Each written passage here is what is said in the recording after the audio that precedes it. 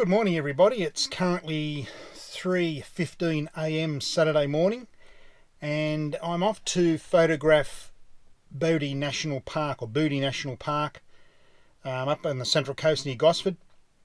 It's got some spectacular rock formations, and hopefully with a bit of colour in the sky I should be able to obtain some really fantastic images.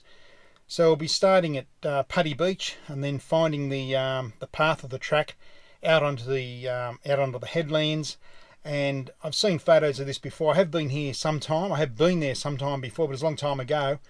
But this time I've got a different idea of how I want to photograph this most magnificent area, about an hour and a half from Sydney. So I'm just about ready to leave, and when I get there I'll show you the entrance to the area, and then hopefully, fingers crossed, we will get some really great shots.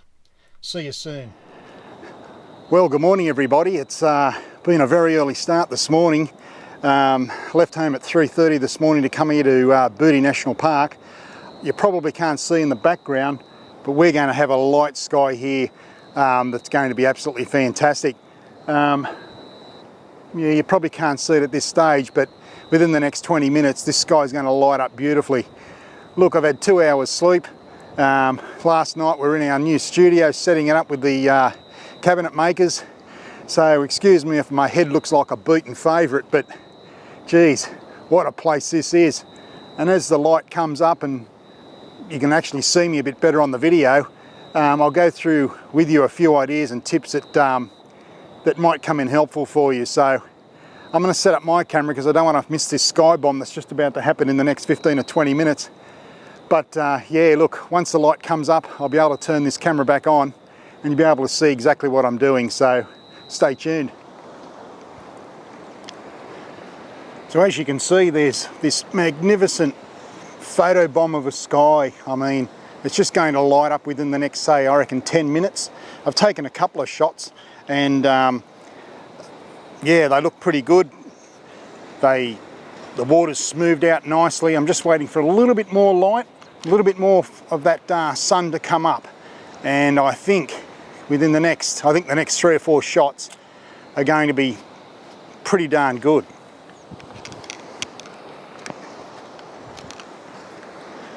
Yeah, so looking at the scene now,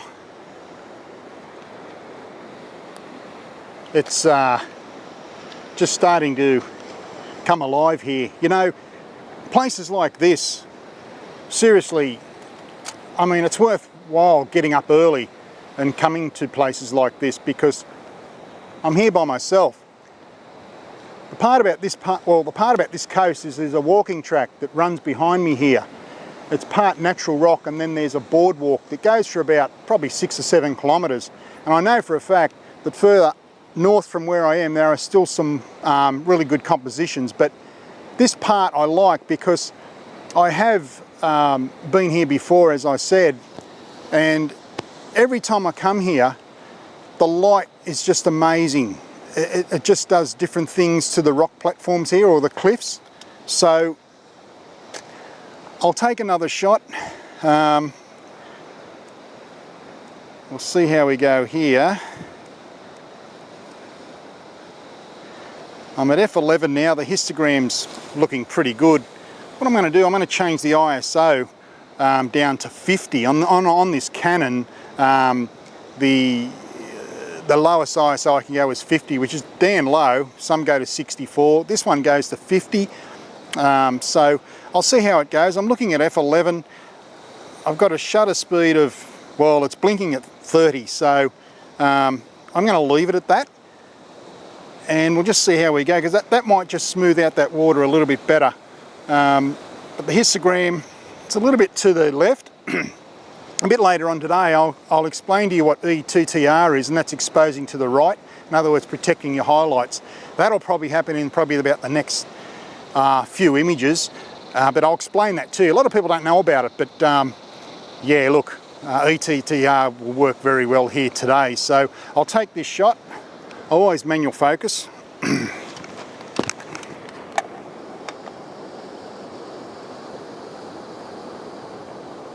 It's pretty good. The sky's so nice, as you've seen a bit earlier. but we'll take this one. I'm just going to knock my exposure compensation back to in the middle. Let's see how we go. 2-second exposure. We'll just wait, it'll be cooking inside the camera. But I'll turn the other Canon I'm using to film this video around, and I can explain to you what I'm doing. And just as this sun comes up, where else would you be? Seriously, this is just so good here. It's the Bouddi National Park, the coastal walk. If you're in this part, it's only about an hour and a half from Sydney, so it's looking all right. Okay, I've turned down the exposure compensation on the video camera here, just so you can see the sky and what I'm actually photographing. Geez, I've probably got about another 10 minutes and then I'll have to change tact here, but I'll take a few more shots. But there's also another thing that I'll be showing you very, very soon, and it was told to me about 45 years ago by somebody that taught me photography, a wily old character, but geez, he was fantastic too. He's a great teacher. But I'll show you, I'll tell you exactly what he taught me all those years ago, especially when you come to a location like this. And I'm looking at the corner of my eye and it's happening over here, so because of the light hitting it. So I'll take a few more shots, I'll turn the video camera back on, and I'll show you what I'm talking about. Well, as you can see, this is what I'm looking at, and I mean, quite frankly, it's probably the best I've seen so far, and I've been up here a few times in the last couple of months. But they're predicting storms this afternoon. I thought we might have had a cloudy sky. It's cloudy to the south of me, but obviously to the north and to the northeast, it's starting to really light up. Look, for any budding landscape photographers out there, or you want to get into this beautiful pastime, I mean, because have a look at this. One word of advice, and that is to get out of bed early. You have to get here early, and I mean real early. I've just walked probably a kilometre through a track here, and quite frankly, I'm not frightened of many things, but the spiders that were going from the tea tree branches are as big as my hand. Luckily with the Milwaukee torch I have here, the head torch, it's shown up brilliantly and they just took off. But other than that, you've got to get to your location early, and once I get a bit more light, I'm going to show you something that a lot of people don't really do, and it makes it so much easier, especially if you're looking for composition. And I'll give you a little bit of a hint what it is. You don't set up your camera on a tripod as soon as you get to your location, so it's something you can think about there. But I'll take another shot and see what we get. I don't know whether you can see that or not, but you probably can't, but my histogram isn't clipping at all.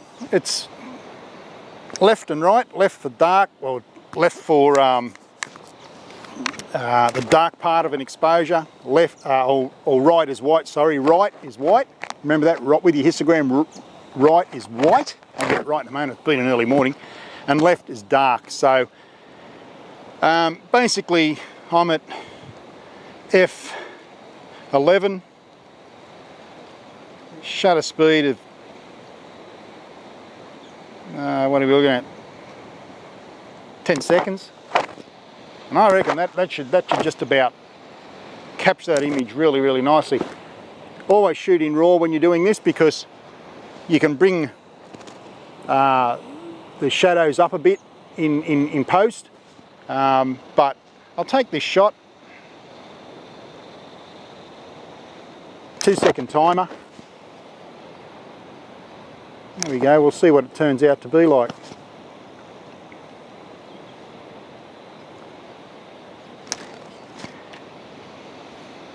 Well, there it is. It's smoothed out the water brilliantly at 10 seconds. I will be doing a very, very long exposure here later on, which I'll explain to you. Let's have a look at that image.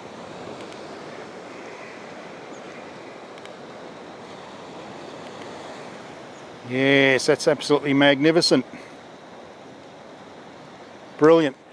I'll put these images up on the screen at the end of this video, And I'll also put a couple more that I photographed here a few weeks ago when the light was probably as good as this, and maybe not so much, but other than that, we'll just keep shooting until we get a little bit more light. A lot of people always ask me when I'm doing this, where do you focus to get pin sharp images? Well, there's a couple of ways of doing it. You can focus stack, where you can take a photo of the foreground, get that in focus, mid-ground focus, background focus. But in this instance, I'm shooting at f/16 and I'm photographing, I don't know whether you can see it at this angle, but probably there's a rock just over there, which sort of like, if you look at the hyperfocal distance of this place, or this area that I'm in, it's about probably 2.5, maybe a little bit more than, probably 3 meters away. So my main focus point is that. And that means that everything in the foreground, mid-ground and background will be in focus. And it's very, very important that you get your focus right. Now, a couple of these images I'll be blowing up quite large, so I want to make sure I've got the ISO very low, which is at 50. The exposure's correct, but the focusing has to be pin sharp. So that's how I do it. You can do it with the apertures. Sometimes I have to focus stack, not all the time. Where I tend to focus stack is when I'm in chasing waterfalls, only because of the water and so forth. But here, you've really just got this expanse of area right in front of you. So we'll see how we go. I'll take another shot. I'm currently at, well, it's 5 seconds, f/16. What you'll notice when you're doing this, as the light comes up, your shutter speed's starting to get faster. So you've got to be mindful of that. So it currently now is at 5 seconds. 20 minutes ago I was at over 30 seconds. So you just have to make sure that you're up to speed with that. So we'll take the shot. And 2-second timer.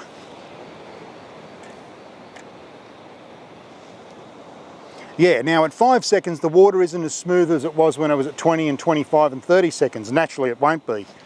So what I'm going to have to do now is probably introduce some filtration, probably a soft grad, probably a 3-stop, maybe a 4-stop. I've got them here, so I can slow the shutter speed down a little bit to where I want it. Because what's happening is the camera is metering for the light, which is the sky, and everything else is in darkness. And this is where ETTR comes in, and that's exposed to the right, where you're actually protecting the highlights.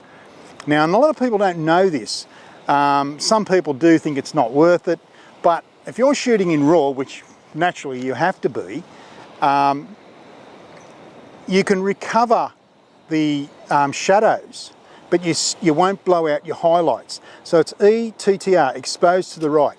And how you do that is that you call up your histogram on the screen, and I'll just call it up.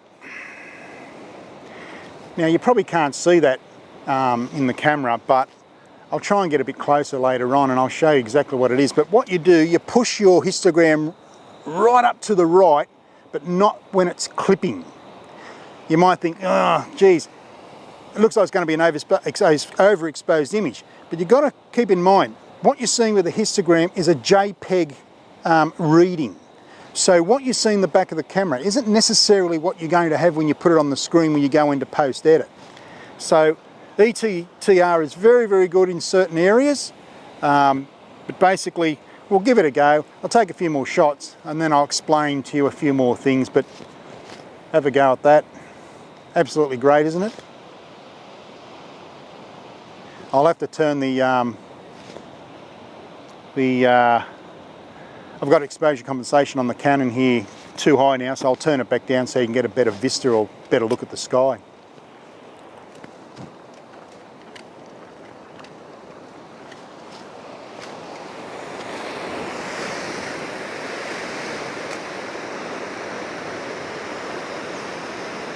So as you can see, that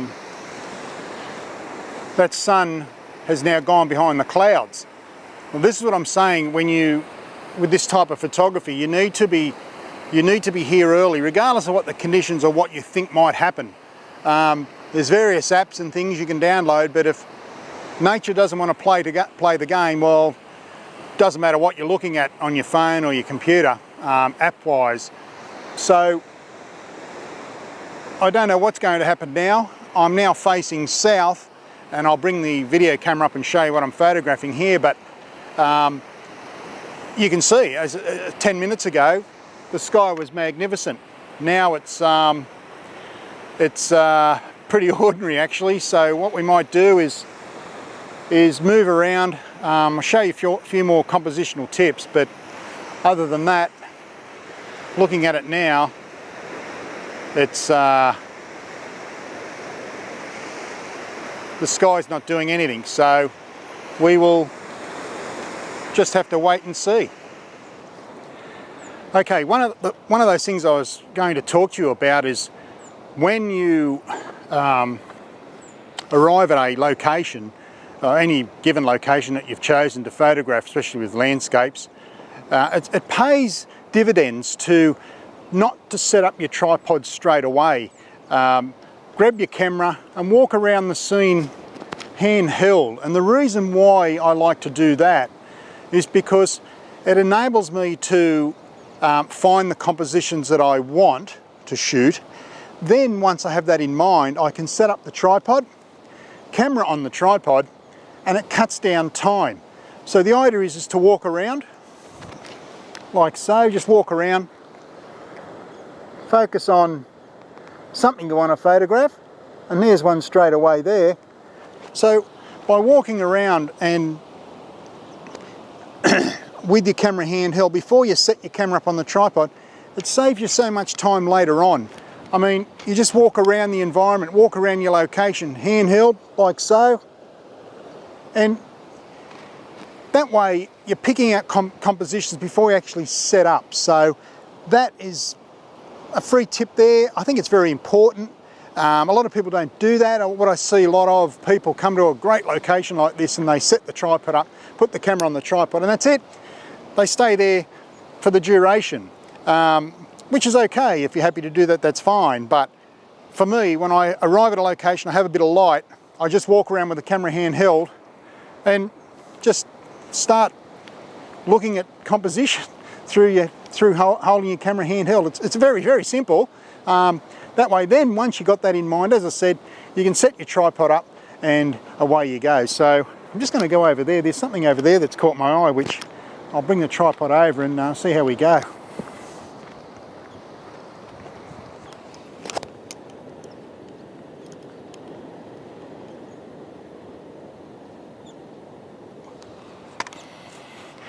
Pretty good.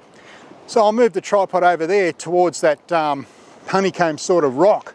Don't know whether you can see it. Should be able to. It's just there somewhere. I have photographed it before. What's good about this part, and this is what I said, also too, when you come to a location and you think, well, that's going to be the shot in front of me.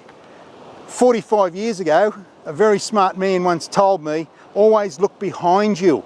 And when you look behind you, you're going to see that. Now, unfortunately, the sun's not playing today. It was earlier on, then it decided I've had enough, I'm going back to bed. But usually when the sun hits that honeycomb rock just there, it lights up all the patterns in the sandstone. Seriously, this is a magnificent part of New South Wales. An hour and a half from Sydney, as I said, but look, it is what it is. Nature's in control here, not me, the photographer. I'm not in control here. But yeah, look, remember, always look behind you when you're out shooting your landscapes. Fantastic place. I don't really care what the light's doing really. I'm just enjoying being here. Fantastic.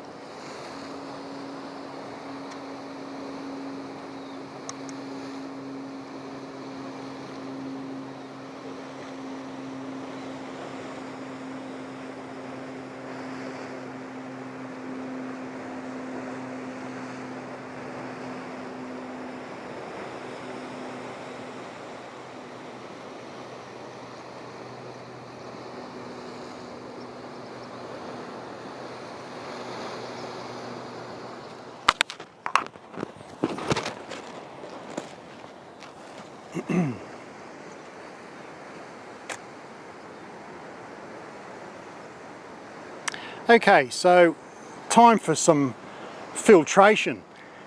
Look, I've got the composition right. The light, it's very grey and overcast now, but you know, it is what it is, unfortunately. So what I'm going to do, I'm going to use a 10-stop neutral density filter. I already have the Nissi circular polarizer. I've got it cranked up to about 35, maybe 40%. Composition's right, focusing is correct. I'm currently at F11, right, with a 4-second exposure. Now, what I'm going to take that shot before I put on the 10-stop neutral density filter. You'll have got it through the back of the viewfinder.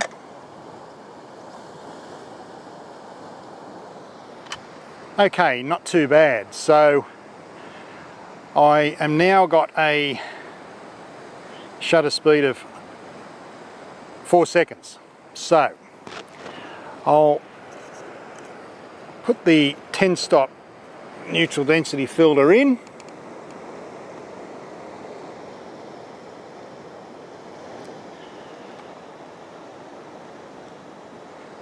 Like so. Right, so 4-second exposure. How do we calculate that with a 10-stop neutral density filter? Well, if you're like me and you're hopeless at mathematics, I've downloaded a neutral density app which gives you the shutter speeds required for when you're using these filters. So basically all the leading manufacturers of these high quality neutral density filters have this app available. So I'll just turn the phone on here. I'll go to the app.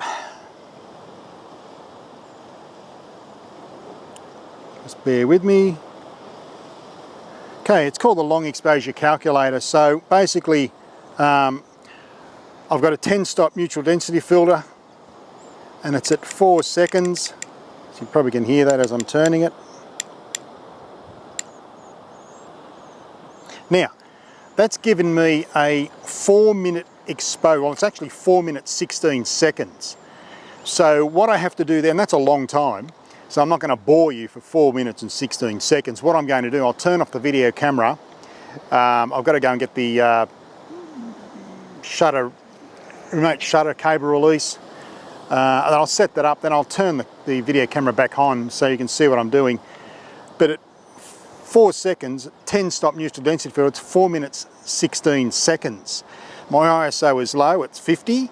F11, it was at 4 seconds, it is now at 4 minutes 16 seconds with the 10-stop neutral density filter. So I'll turn the video camera off, I've got to go back to my gear, grab the cable release, and then I'll turn the video camera back on and I'll explain to you exactly what I'm doing. Okay, we're ready to expose for 4 minutes 16 seconds. Now, on some cameras, on the back of the viewfinder, I think the Nikons have it, they have a dial that closes the viewfinder and stops any light from penetrating through your viewfinder, which can happen. On the Canons, they don't have that. I use this black cloth and I just put it over the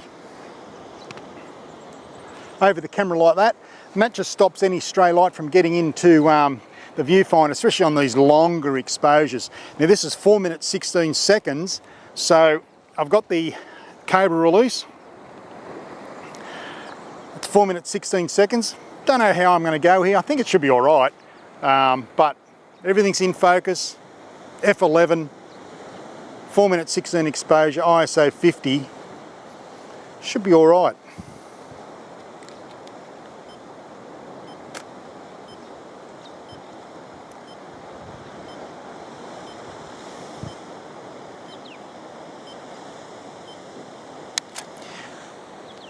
We'll just wait and then see what we come up with, I think. This is what I like about this photography, just waiting in the anticipation. So I'll flick yours off and I'll come back in a couple of minutes.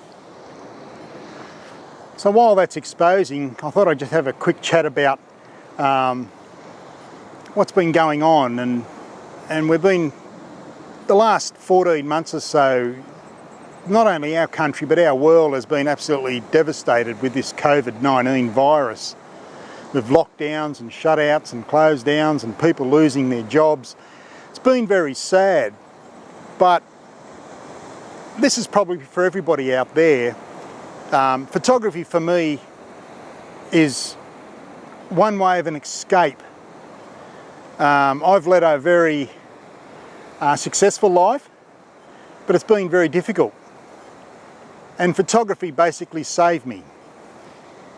So when you come out with your camera, it doesn't matter where it is, as long as you enjoy doing what you're doing. Is this image going to work today? I don't know. But at least I'm here giving it a go. And basically, it's not all that bad, you know. We can face unsurmountable tasks and overcome those tasks. And it's no different with photography and life, actually. But, you know, if you're feeling down or you're feeling out of it, and you are a photographer, grab your camera, get in your car, go for a walk. If you're able to travel or leave your home, of course, with the restrictions, just get out there and give it a go, you know. Enjoy it. Enjoy what nature's given us. Because as I said earlier on in this video, there's no better place to be, really. I just love it here. This is nearly ready, this long exposure, so I'll get back to you shortly and describe the image to you once it's cooked inside the camera.